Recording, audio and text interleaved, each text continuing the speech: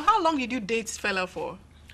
Um, in the States, we lived together for 7 months. Then he left, and then I came here. Well, by the time I came here to Nigeria, I found out he had a wife and 2 girlfriends, and I'm like, oh. But once again, I'm trying to accept polygamy. Did he preach this polygamy to you before you came to Africa? Or it was when you came, you stumbled on a wife No. and 2 girlfriends? What happened, it was the 2 of us exclusively. Okay. Back there.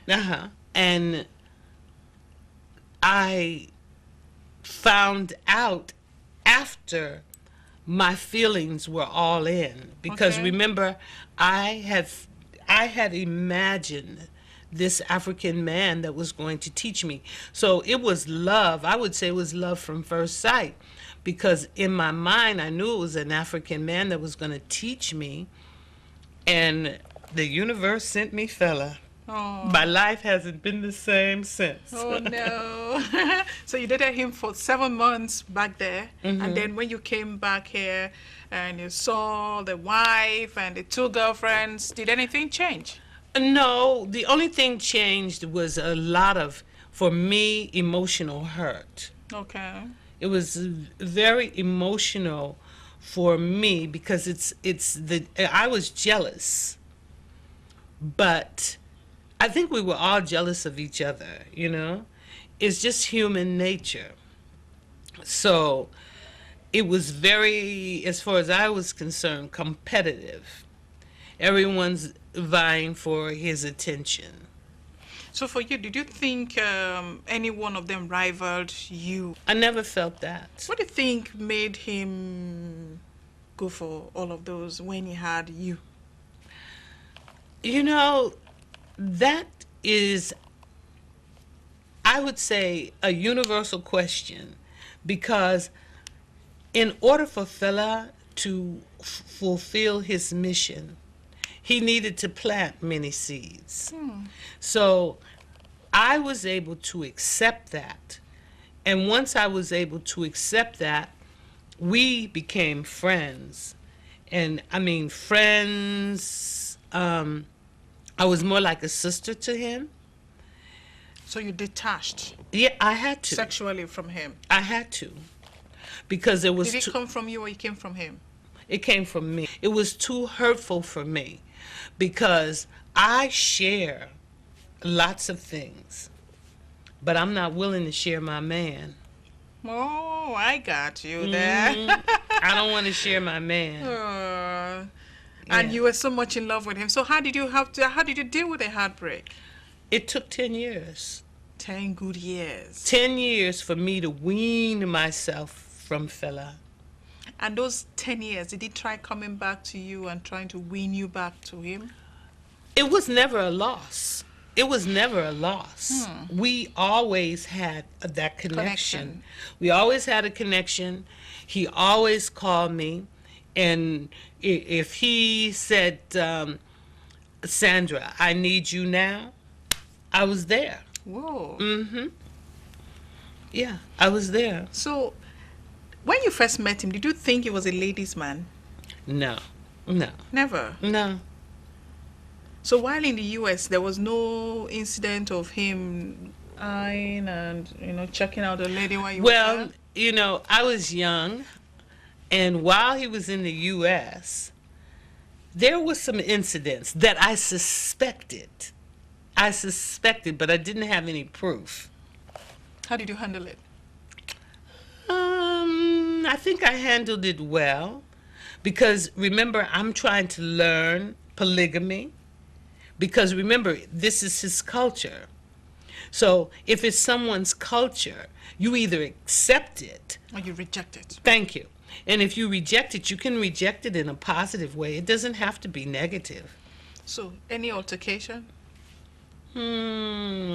Yes, one big one. Tell me about it. I love drama. We were in, this was the Citadel de Haiti on Sunset Boulevard. Okay. The address is 6666 Sunset, Can right? you believe that? You still remember all of that? Yeah, and the club was owned by Bernie Hamilton, this famous actor who's no longer with us. Okay. But anyway, that particular night, I was there with my girlfriends at the club. Fella was playing. Someone had taken a picture of us.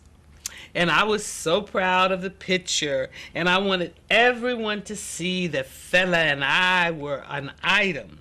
So I'm passing the picture around.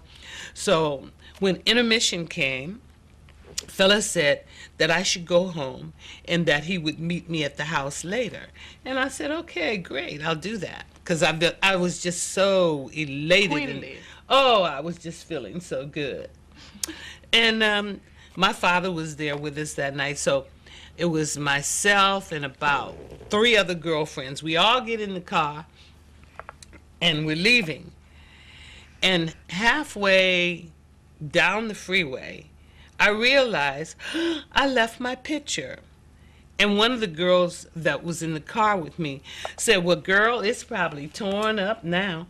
I said, what do you mean? She said, well, you know that other girl that was sitting there at the table? She probably tore that picture up. She says, because she was flirting with Fella, and I'm sure she's going to be with Fella tonight. I said, Daddy, please turn the car around so I can go get my picture. So my father turned the car back around, and I go into the club. It's still intermission. And I go up to the stage, and I said, Fella, I need to talk to you. And he says, not right now.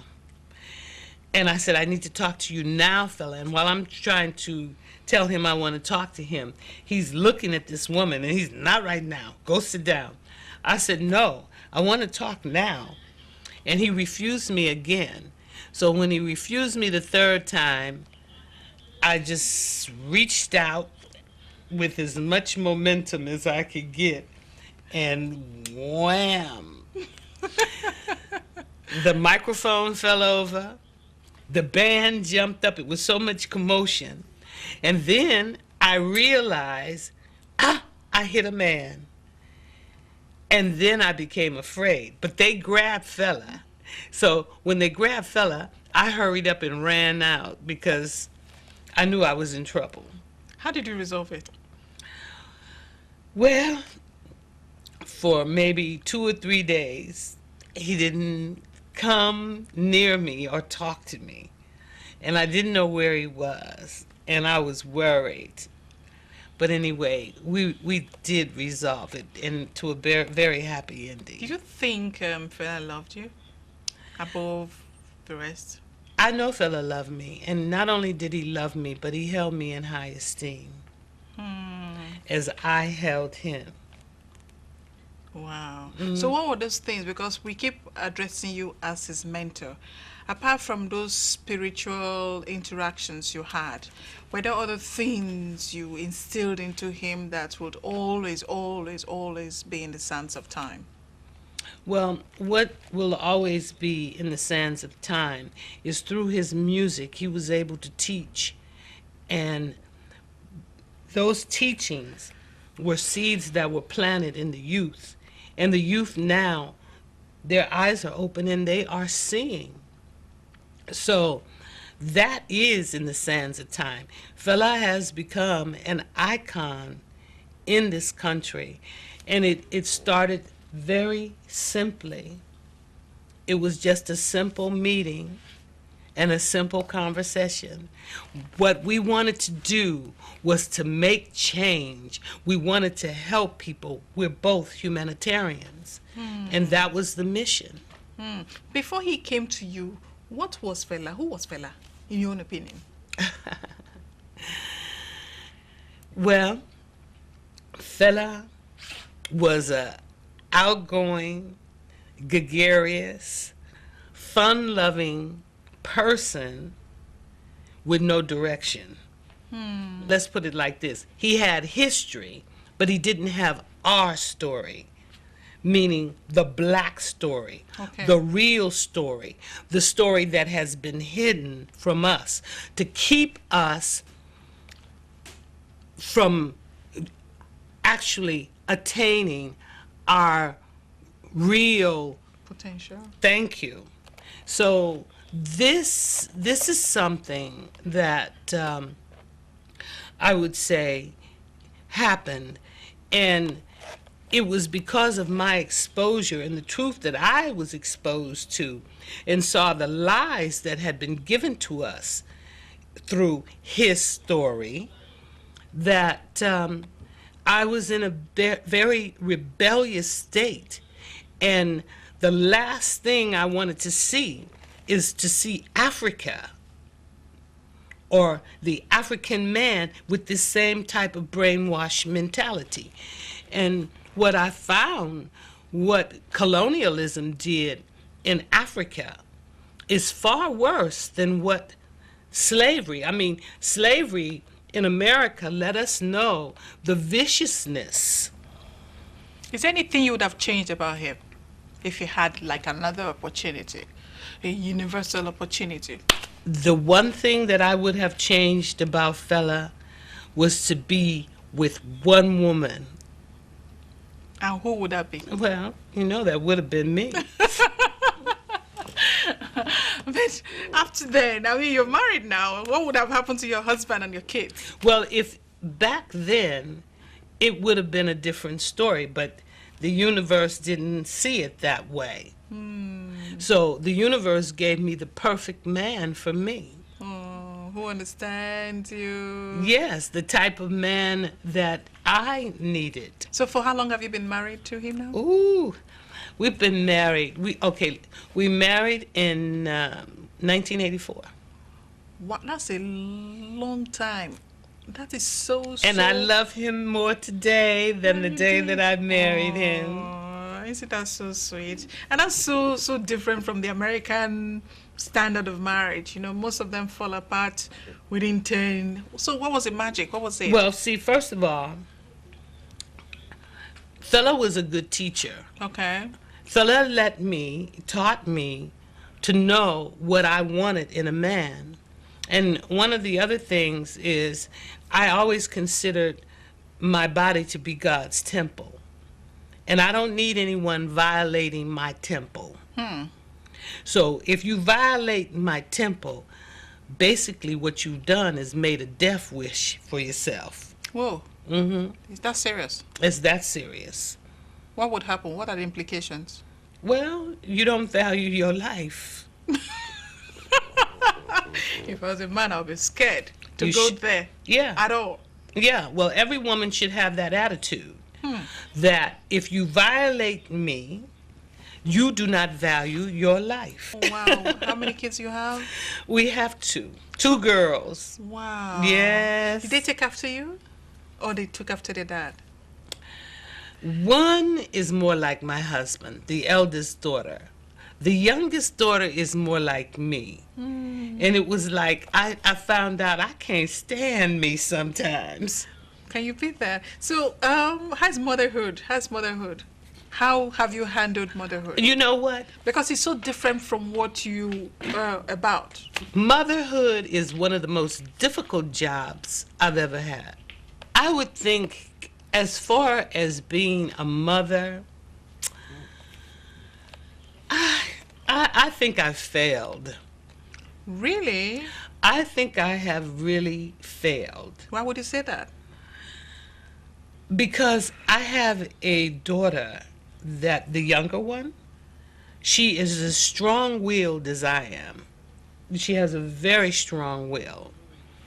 And I know that God has given me this child for a reason. I try to reason with her intellectually. And I know that I'm getting through to her mentally. Some people have to buy and pay for their own lessons. So when she turned 16, I put both hands up. I said, okay, I'm going to watch her. Not let her go too far, but I'm going to watch her and let her do her thing.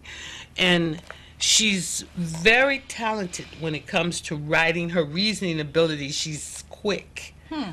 So she's smart. She's a very smart girl. But I spoiled her. And not just me. My husband and I, we spoiled her. So does that make you a failed mother?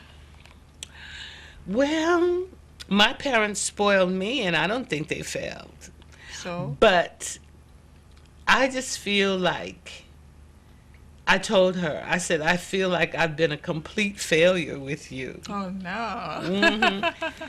But she doesn't think so. How old is she? She's 20 now. 20? Then she should be able to chat her part for herself, because you have done so and you've done so. Yeah, but you know what? She does not want to cut that umbilical cord. What's the age difference between the last one and the first? Oh, what, like 14 years? 14? Why did it take so long? I don't know. I think I went into a coma and decided, oh, we need another child. My, oh my. You only wanted to settle for one, then you eventually had to. And if the crystal ball, if I had seen the way, it would have just been the one. Or maybe. Don't even let her hear you. Oh no, she's heard me. I've been very honest. I'm very honest, and I'm very real. I have to speak truth. So who is Sandra Isidore? A very truthful woman, and Sandra Isidore is a truthful woman that I have found a lot of people don't like to hear the truth. A lot of people don't want to deal with the truth. I'd rather deal with the truth because in the spiritual, or let's say the religious teachings that were given to me, it's always told me that the truth will set you free. My mother always taught me to tell the truth. She says, never lie, because if you tell one, you're going to have to tell two. So for me, it's easier to be truthful. It's hard for me to live a lie. I can't. What is it you can't tolerate from a man? Apart from the cheating thing. Well, just being dishonest. So for Nigeria and Nigerians, what is it you would take home? What are those things you would take home about Nigeria and Nigerians? Well, you know, besides the food, which I need to back away from, the food, the music, and just your way of speaking. You can say something that is negative, but the way you say it, you can't do anything but laugh. You know, it's the way you speak, and I love it. So, and the other thing about Nigeria, the respect. If this type of respect, and maybe it's not just Nigeria, but Africans, period. If this type of respect could translate and go all over the world, it would be different. Wow, that's so awesome. It would be different. I'm so proud being an African and a Nigerian. Yeah, you should be. Yes, I'm so proud. So speaking of music, how many music do you have to your credit? How many singles, albums? I've done 2 CDs. Right now, I'm working on a third. And the third CD that I'm working on, the title is Dear World, and it has to do with change, and it has to do with what's actually happening in America right now. Do you write your songs yourself? Yes, I do. But this particular song was written for me, and I embraced it because my musical director, my MD, Joe McGuire, called me and said that he had a spiritual connection, that Fela had come to him and given him this song, and that the song was written for me. And I'm like, yeah, right. So he sent me the song. He MP3'd me the song over the internet. And when I listened to the song and I heard the saxophone, I started crying. Oh. Because it touched my soul. Then, after I heard the music, Then I listened to the lyrics, and when I saw and heard what the lyrics was about, I said, wow, this is so true. I want to do it. Okay, so how do we tag you as an artist? Um, hmm. I would say Afrobeat, but it's Afrobeat with a hip hop, R&B, because all of that, what I'm about, is in that music. Is your music all about advocacy? Yes. Okay. When there is a song or something to sing about with love, and I'm looking forward to the day I can do a love song. Right now, the only type of love song that I can do is one to the Most High. Okay. And I do have one, which I would call my style of love song, entitled Hallelujah. Okay. And that's on my second CD. Okay. That's my love song. Okay. But other than that, my music is real. I mean, it's not all as graphic. I also did a song entitled Fela, and it's about Fela's life and what happened and what he did in this and it's good. What I found, the American children love that particular song because they could dance to it. Okay, so we cannot get enough of you. Every time you come, we don't seem to have enough of you. So the next time you're back in Nigeria, we'll also and see have you. you. Yes, I love you very much, and we love having you over and over. You remind us of Fela for what it's worth. So thank you so much for being our guest. Thank you you. so much. Thank you so much. And so viewers, that's where we wrap it up on Saturday night tonight. Until next week when we come up with another guest, it's been Saturday night. Like I always say, be kind to one another and stay well.